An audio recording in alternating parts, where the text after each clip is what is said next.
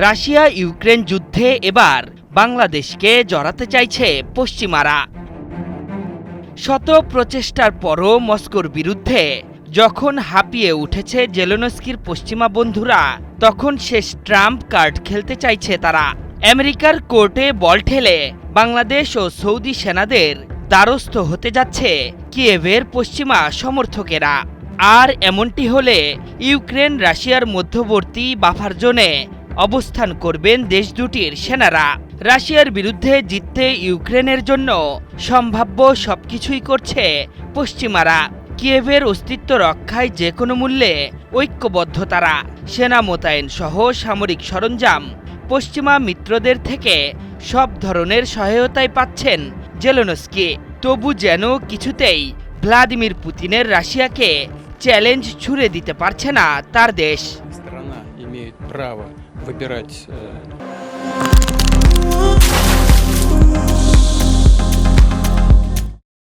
এনবিসির বরাতে রুশ সংবাদ মাধ্যম আরটি জানিয়েছে, কিয়েভের ইউরোপীয় সমর্থকেরা চাইছেন শান্তি চুক্তি হলে রাশিয়া ও ইউক্রেনের মধ্যে একটি বাফার জোন তৈরি করা, যার তদারকির দায়িত্ব নিতে হবে যুক্তরাষ্ট্রকে। সেক্ষেত্রে নিরাপত্তা অঞ্চলে মোতায়েন করা হতে পারে অন্যাটো দেশের সেনাদের। এজন্য আলোচনার টেবিলে আছে বাংলাদেশ বা সৌদি আরবের মতো দেশগুলোর সেনারা। যদিও এমন দাবির পক্ষে পশ্চিমা কিংবা ওয়াশিংটন থেকে আনুষ্ঠানিক কোনো ঘোষণায় আসেনি। বিশ্লেষকদের মতে এই পরিকল্পনা কিয়েভের ইউরোপীয় সমর্থকদের আত্মরক্ষার শেষ চেষ্টাকে প্রতিফলিত করবে। বাফার জোন মূলত ইউক্রেন ও রাশিয়াকে যুদ্ধ থেকে বিরত রাখতে একটি সুরক্ষিত অঞ্চল নির্মাণ করা। সেখান থেকে ড্রোন, স্যাটেলাইট ও অন্যান্য গোয়েন্দা সক্ষমতা ব্যবহার করে পরিস্থিতি পর্যবেক্ষণ করবে ওয়াশিংটন।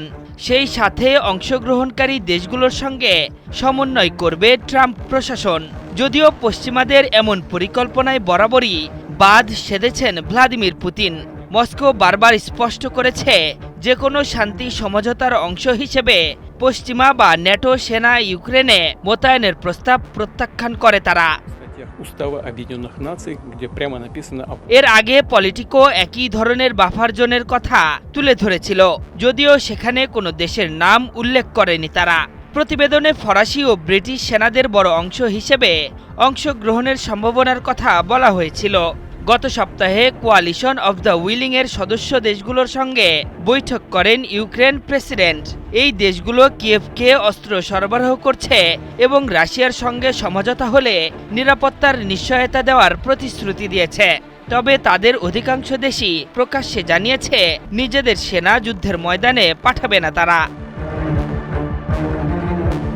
পশ্চিমাদের পরিকল্পনায় সতর্ক করে রুশ প্রেসিডেন্ট ভ্লাদিমির পুতিন বলেছেন, এই অঞ্চলে যদি বিদেশি সেনা মোতায়েন করা হয় তবে তারা সংঘর্ষ চলাকালে রুশ বাহিনীর লক্ষ্যবস্তুতে পরিণত হবে, নয়তো প্রকৃত কোনো শান্তি চুক্তি হলে তাদের উপস্থিতি অর্থহীন হবে।